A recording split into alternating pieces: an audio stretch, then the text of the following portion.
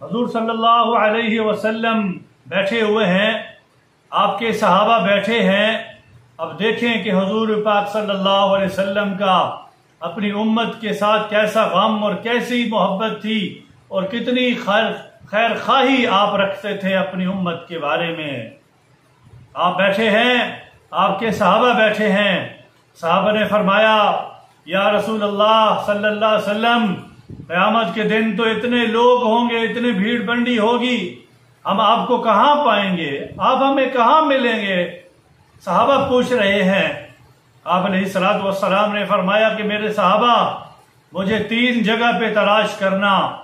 سب سے پہلی جگہ مجھے حوض کوثر پر تلاش کرنا کہ میں اپنے ہاتھوں سے اپنی امت کو جام کوثر پلاؤں گا۔ کوثر نہر ہے، اس میں سے حضور پاک صلی اللہ علیہ وسلم اپنے ہاتھوں سے اپنی امت کو پانی پلائیں گے۔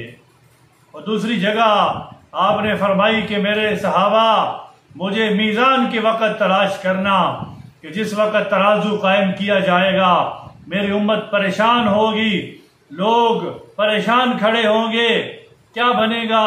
ہائے ہائے کی آواز ہوگی اور اعمال تل رہے ہوں گے، ایک ترازو قائم کیا جائے گا۔ اس وقت آپ نے فرمایا کہ میں اپنی امت کی سفارش کروں گا، یا اللہ یہ میری امت ہے، اس کے ساتھ بھلائی کا معاملہ فرما۔ آپ نے فرمایا کہ آپ کے ترازو کے اعمال کے ترازو کے وقت میں آپ کی سفارش کروں گا، مجھے وہاں پر پا لینا۔ اور تیسری جگہ آپ علیہ الصلوۃ والسلام نے فرمائی، اے میرے صحابہ، مجھے آپ پل صراط پر پا لینا، میں وہاں آپ کو ملوں گا کہ جس وقت میری امت وہاں سے گزر رہی ہوگی۔ مشکل راستہ ہے، کھٹن راستہ ہے، بال سے زیادہ باریک ہے، تلوار سے زیادہ تیز ہے، ایک طرف جنت ہے، ایک طرف جہنم ہے، ہر ایک نے گزرنا ہے، پتہ نہیں کیا ہوگا۔ حضور پاک علیہ الصلوۃ والسلام نے فرمایا، میرے صحابہ، مجھے وہاں مل لینا پل صراط پر، میں اپنی امت کی سفارش کر رہا ہوں گا۔ یہ 3 جگہ ہیں اور یہ تینوں جگہ اپنی امت کی سفارش کی جگہ ہیں۔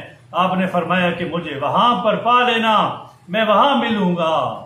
حضور صلی اللہ علیہ وسلم اپنی امت کے ساتھ کتنی محبت کرنے والے ہیں، اور آج ہم اپنا بھی حال دیکھ لیں کہ ہم کتنی حضور سے محبت کرتے ہیں، یا خالی ہم غلام نبی اور غلام رسول کے نعرے لگاتے ہیں۔